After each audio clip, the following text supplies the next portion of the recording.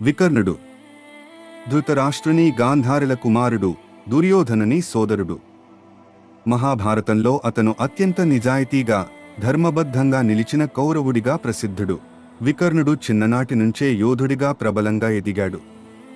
బలమైన శక్తితో పాటు మంచి ఆలోచనా ధోరణి కలిగి ఉండేవాడు. గురు ద్రోణాచార్యుని వద్ద ఆయుధ విద్యను అభ్యసించాడు. అయితే అతని గొప్పతనం యుద్ధ శక్తిలో కాదు, అతని నిష్పక్షపాత ధర్మబద్ధతలో ఉంది. మహాభారతంలో అత్యంత ముఖ్యమైన సంఘటన అయిన ద్రౌపది వస్త్రాపహరణ సమయంలో ఆ పాపచర్యను ధైర్యంగా, ఇది అధర్మం అని బహిరంగంగా వ్యతిరేకించింది వికర్ణుడే.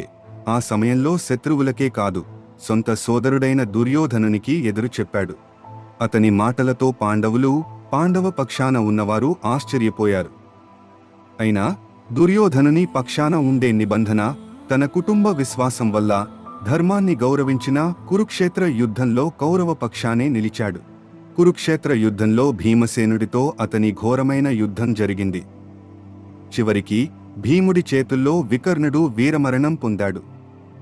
భీముడు కూడా అతనిని చంపేప్పుడు ఎంతో బాధపడినట్టు పురాణాలు చెబుతాయి. ఎందుకంటే అతను ధర్మాన్ని గౌరవించిన ధైర్యవంతుడు.